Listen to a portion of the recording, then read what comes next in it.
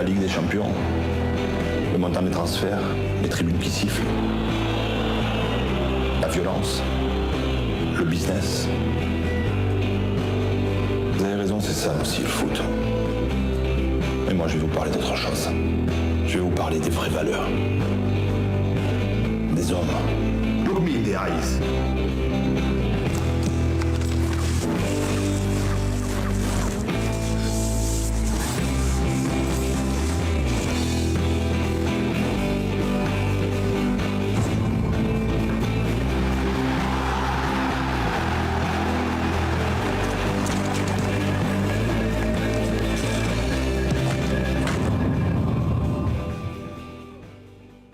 Le football, c'est pas que l'opium du peuple. C'est des beaux sentiments, des cœurs nobles. Quand votre pays est en guerre, que vos amis se déchirent, qu'on donne des armes à des gamins plutôt que de leur donner un ballon. Qu'importe, que le monde entier vous admire. Il faut agir. Didier Drogba l'a fait. Pour son pays, la Côte d'Ivoire, et pour son peuple.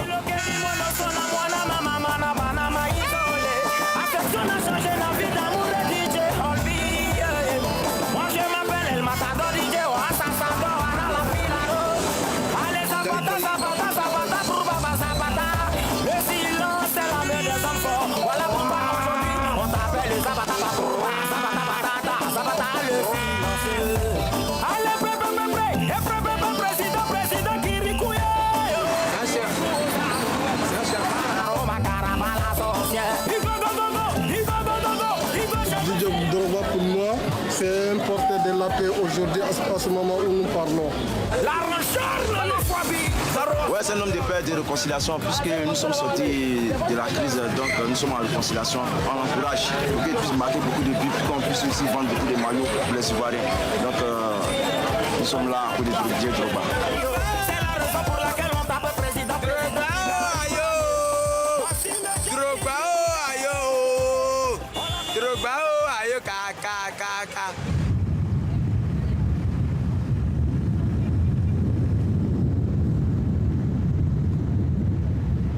Et à travers ça, les gens qui me reconnaissent, ils disent qu'on a beaucoup de traits. Le matin, je suis parti au Togo comme ça et puis je passais dans la rue. Mais il y a un Togolais qui a couru après moi. Monsieur, je dis oui. Il dit, mais je parie que vous êtes le père de Didier Drogba. Je dis, mais comment? Il dit, si, vous n'allez pas me dire le contraire. Je dis, mais je suis le père de Didier Drogba. Didier, j'ai dit qu'il fait l'unanimité. Le premier ministre Bani l'a dit, il n'y a même pas 2 jours. Il dit la seule personnalité autour de laquelle il y a consensus, c'est Didier.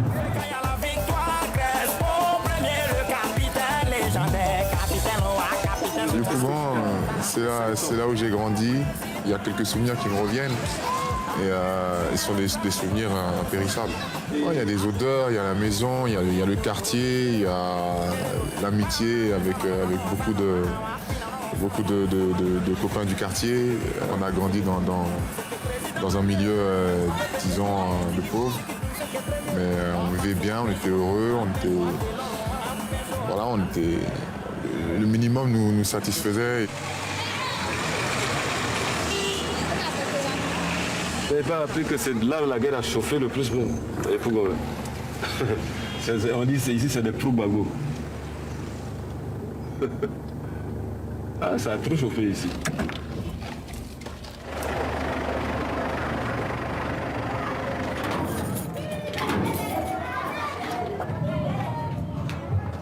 Didier Drogba est né ici, précisément dans cette pièce. Voilà, c'est là qu'il est né. Il a grandi. Après ses 5 premières années de sa vie, avant de partir en France. On n'est pas des Abidjanais, on vient de la campagne de Niaprayo. Niaprayo, c'est un village de la sous-préfecture de Guibérois. C'est à quelques 300 km d'ici. Je suis bêté et je suis fier de l'être.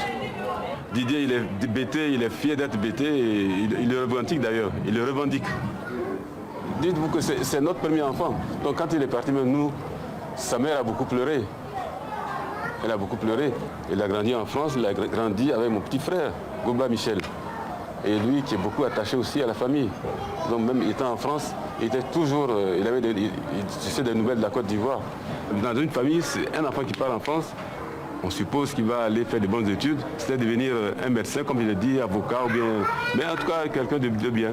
Mais aujourd'hui, il n'est pas médecin, il n'est pas avocat, mais il est quand même footballeur. Et il est adulé par tout le monde et au-delà de la Côte d'Ivoire, toute l'Afrique. C'est une fierté pour les parents que je suis. Donc voilà, l'espace là, c'est l'espace libre. Donc c'est là il avait l'habitude de jouer. Ça, il courait partout, et surtout avec le ballon. C'était comme un machin à liberté. Il adorait beaucoup le foot.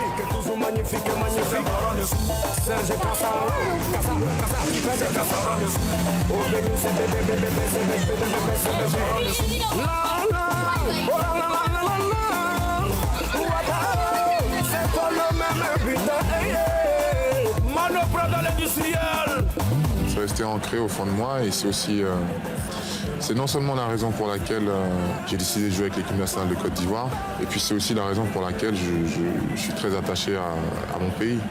Drogba, ses origines sont bété. Son père, sa mère sont de la région sud-ouest, donc comme Laurent Gbagbo. Donc on a pensé assez naturellement que Didier Drogba allait pencher du côté du régime de Laurent Gbagbo.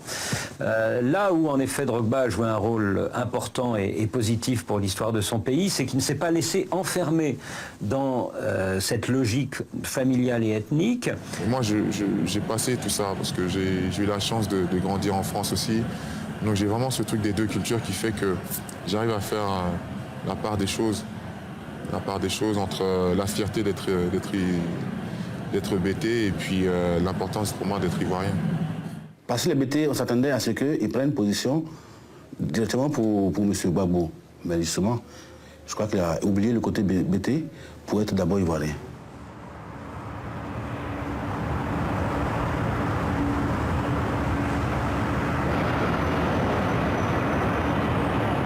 Ces vraies réalités, à savoir que c'est un pays très divisé entre les Bétés du sud-ouest, les Baoulés du centre, les Dioula du nord. Jusqu'à 2002, aucun problème de fond n'est réglé et à partir de 2002, les problèmes sont réglés de façon militaire, c'est-à-dire de la pire des façons. J'ai quitté la Côte d'Ivoire avec une certaine image. C'est-à-dire c'était beau, les rues étaient belles, il y avait de la verdure, les gens étaient heureux. Et quand je suis revenu, plusieurs années après, j'ai vu un vrai changement. Un vrai changement et c'est là en fait que j'ai commencé à me poser des questions. Le principal mérite de Drogba, c'est en 2005, d'avoir compris qu'il fallait dire quelque chose, fallait faire quelque chose.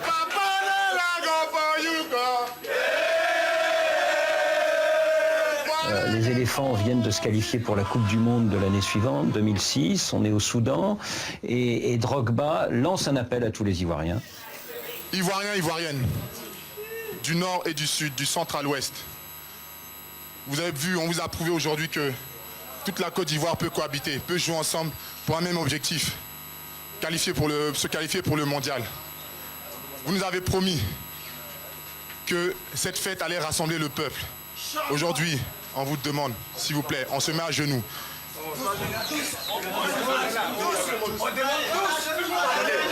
Pardonnez. Pardonnez. Pardonnez. Le seul pays de l'Afrique qui a toutes ses richesses ne peut pas sombrer dans la guerre comme ça. S'il vous plaît, déposez tous les armes. Faites les élections, organisez les élections et tout ira du mieux. On veut s'amuser. Arrêtez vos fusils là. On veut s'amuser. Arrêtez vos fusils là. On veut plus ça. Il y a des Maliens, des Bétés et même des Djoula. On n'est pas xénophobe, on est trop gentils. Il y a du On était vraiment à deux doigts de se faire la guerre en 2005. Ça n'a pas raté, hein.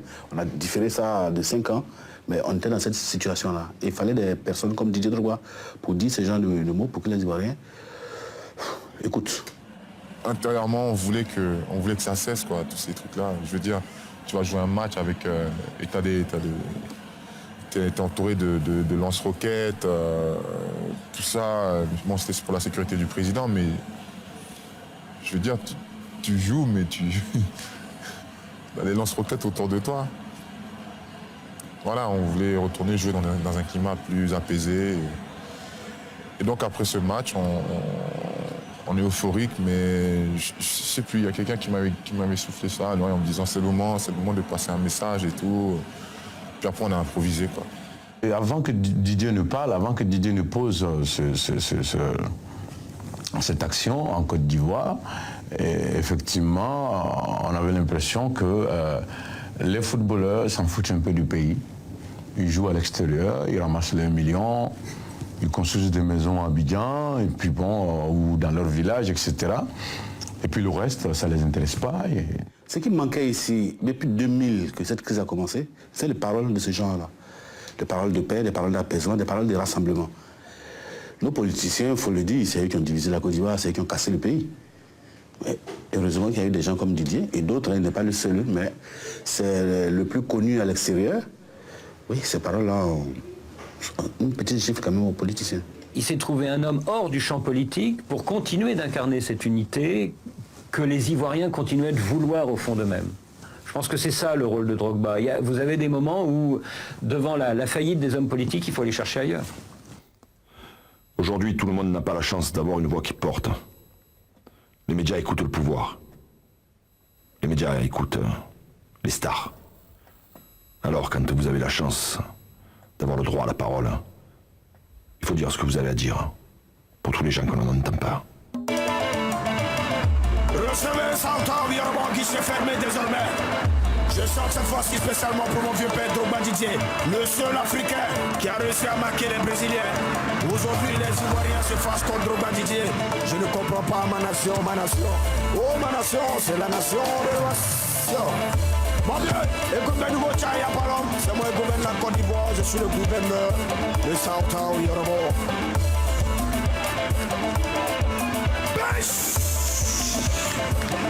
Si en effet il a réussi à rester au-dessus des partis pratiquement pendant tout ce parcours, c'est parce qu'il était en Europe, il était à Marseille, il était à Londres, il venait de temps en temps, mais il arrivait à s'en extraire et à se dire bon ça va quoi, j'ai entendu les discours des uns et des autres. Et puis il avait aussi, ce qui est intéressant, c'est qu'il avait le regard des Occidentaux sur la Côte d'Ivoire, qui était un regard tellement différent de celui des Ivoiriens eux-mêmes sur leur pays, qu'il avait cette double approche de son pays qui lui permettait de prendre ce recul important pour la suite.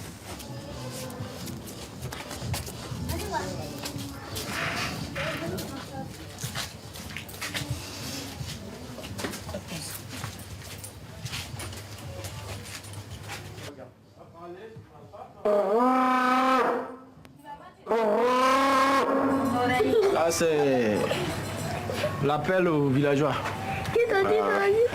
Ici, on est au domicile du chef du village de Drogba Kro, que je suis. Quand on dit Drogba Kro, ça veut dire le village de Drogba. Et c'est ce que moi je vais créer.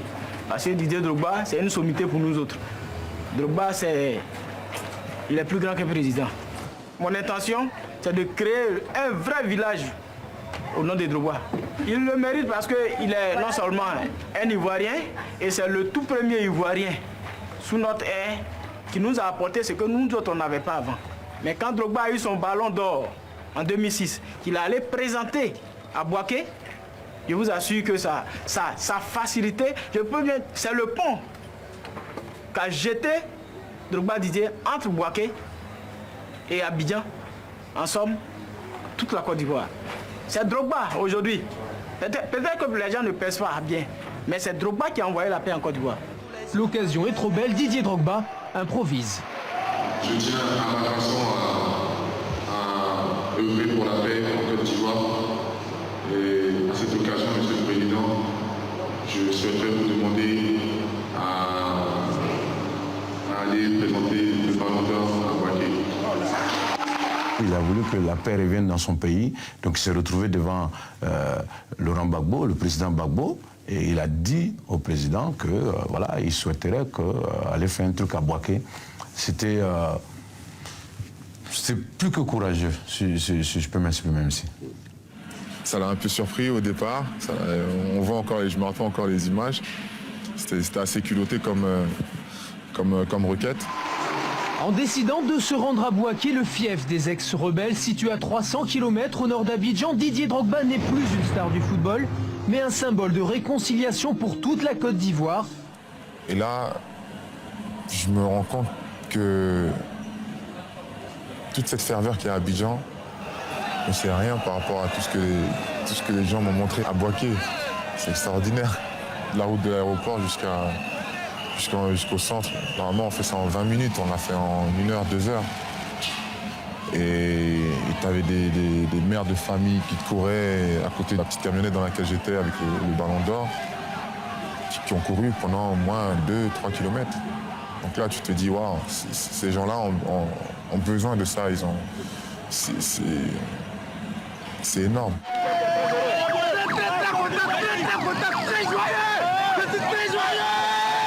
C'était du jamais vu. C'était du jamais vu. On dit qu'il y a la guerre entre Bouaké et Abidjan. Et lui descend avec sa coupe. Les femmes qui pleurent. Les femmes qui pleurent. Parce qu'ils viennent de voir ce qu'ils cherchent tant. La paix. Et de là est venue l'idée d'organiser ce match à Bouaké. Ça, ce n'est que le début. Au mois de juin, toute la sélection ivoirienne sera ici.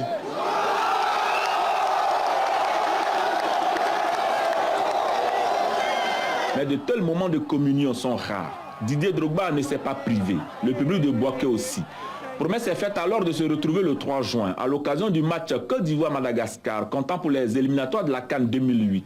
Si tout se passe bien, ce match pourrait se jouer au stade municipal de Bouaké. Didier Drogba en a fait la promesse. Là, c'était à Bouaké. Là, c'était à Bouaké. Ça, c'est le numéro de truc. Ça, c'était à Bouaké. J'étais à Bouaké. Le stade de Bouaké était abandonné. Et les gens qui venaient voir pour la première fois, voir des joueurs qui voyaient à la télévision petit sur les écrans, on dit Kalou arrive, Drogba arrive. C'était du jamais vu. Jamais vu. Les gens ont crié comment on appelle, avant le match, pendant et après le match. C'était à vivre, il fallait vivre. Merci. Je vais vous remettre une chaussure de la part de mes coéquipiers qui marque l'événement avec la date du match. Et puis bon, ce petit message, voilà, sympathique, juste pour marquer l'événement. Au-delà donc de la fête du football, aujourd'hui nous sommes ici pour célébrer la paix et la réconciliation entre les Ivoiriens. Merci Didier Drogba. Voilà, bon courage, bonne chance. Déboulé, ponctué par ce centre de Koné Aruna, tête découragée, Salomon Kalou, parallèle au photo, montre ici sa qualité de joueur au technique, digne au stade municipal. 1-0 pour les éléphants de Côte d'Ivoire. Là, j'étais au match. Mais vraiment, je suis même sorti 10-20 minutes avant la fin du match. Mais je partais et puis quand il n'avait pas encore marqué. Le capitaine des éléphants va effectivement répondre à l'attente de ses nombreux fans et de fort belles manières.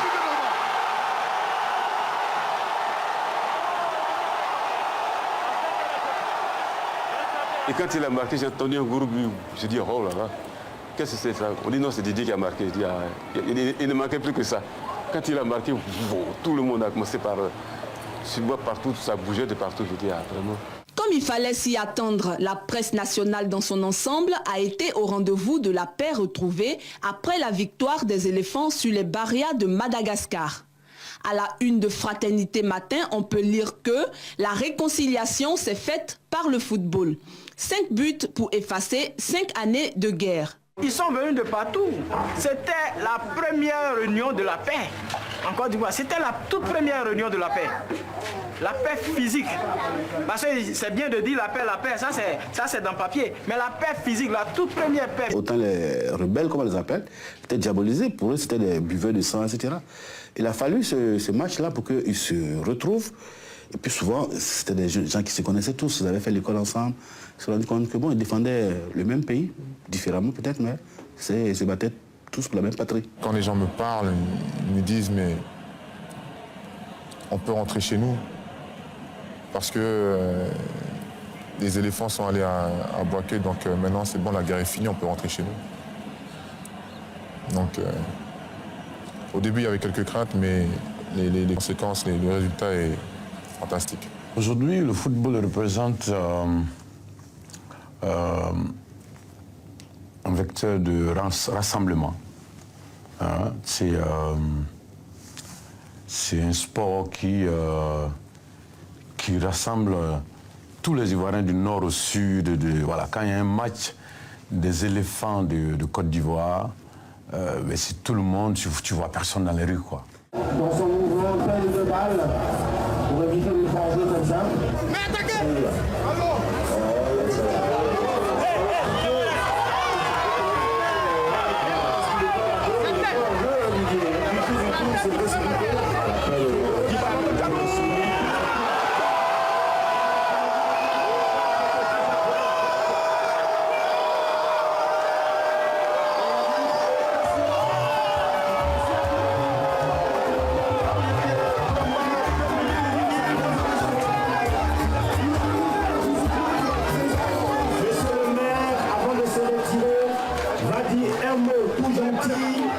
Il va s'adresser à toute la jeunesse de l'équipe. Vous savez qu'une équipe comme les éléphants, ça monte en puissance. Un éléphant, quand ça commence à courir, ça court lentement et puis après, quand il est lancé, on peut l'arrêter. Et comme je suis content d'avoir pris 3 points aujourd'hui, j'offre à boire à la jeunesse. Malheureusement, ce qui me gêne en Afrique, c'est que la politique, on ne fait pas de la vraie politique. Avec un vrai projet, avec un vrai projet, un vrai... comment dire, avec de vraies idées, avec un plan pour faire évoluer et avancer le pays. Mais en Afrique, on fait plus... On choisit son candidat par rapport à son appartenance ethnique. Et à partir de là, c'est plus de la politique. C'est plus de la politique comme moi, et ça n'engage que moi, comme moi je l'entends.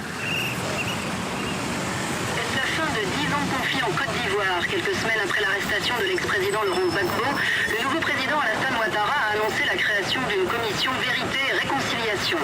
Elle devra tirer le bilan des affrontements qui ont fait plusieurs milliers de morts. Je demandais à ce que Didier Drogba participe à la commission de réconciliation parce que j'ai vu un peu la force qu'il a eu lorsqu'ils ont organisé ce match-là, à Bouaké, et la force, j'ai ressenti ça dans le peuple en fait. J'essaye de me joindre à cette commission pour essayer de faire changer les choses parce que je pense que c'est difficile d'avoir vécu des événements comme ça et les oublier. On ne peut pas les oublier comme ça, il faut se pardonner. Le problème qui se pose, c'est quand est-ce qu'il pourra assister aux audiences que cette commission va organiser avec les bourreaux et les victimes de ces 10 ans de guerre civile. Ce qu'on appelle les engagés, ce sont les artistes. Hein. Il y a Alpha Blondy, Lucky Dubé en Afrique du Sud, Bob Marley en Jamaïque, etc. Et le fait qu'un footballeur africain décide d'apporter sa contribution à un événement aussi important hein, pour nous, parce que la réconciliation est très très important pour nous.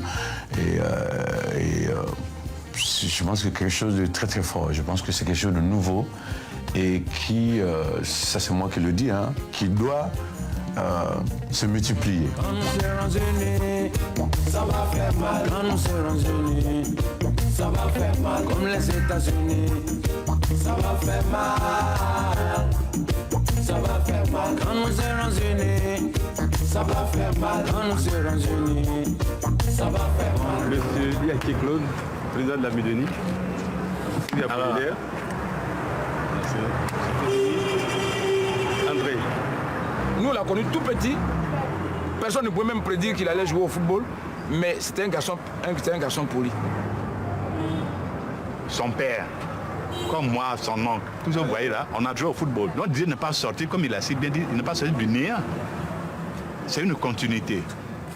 C'est pas pour faire du funambulisme, hein, mais ce qu'il dit là, c'est ça qu'il pense. Et c'est ça qui est juste. C'est pour ça que les gens le suivent, nonobstant leur beau politique. On ne peut pas aussi acheter Didier parce qu'il a les moyens de sa politique. Voilà. moi peut-être on peut m'acheter parce que je n'ai pas payé ma maison, ça fait 3 mois. Sur quelle base on peut acheter Didier? C'est pas possible.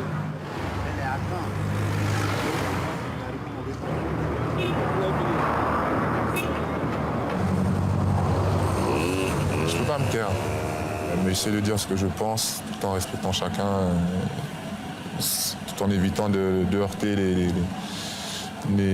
gens. Donc voilà, je suis fier de ce que je fais et puis je continuerai toujours. Notre société est-elle si malade que le courage nous apparaît exceptionnel? Marcher sur la tête des autres, écraser les hommes, c'est ça qui devrait nous choquer. Être une idole, cela n'empêche pas de regarder la réalité en face. Être un homme, c'est bien plus important que d'être un champion.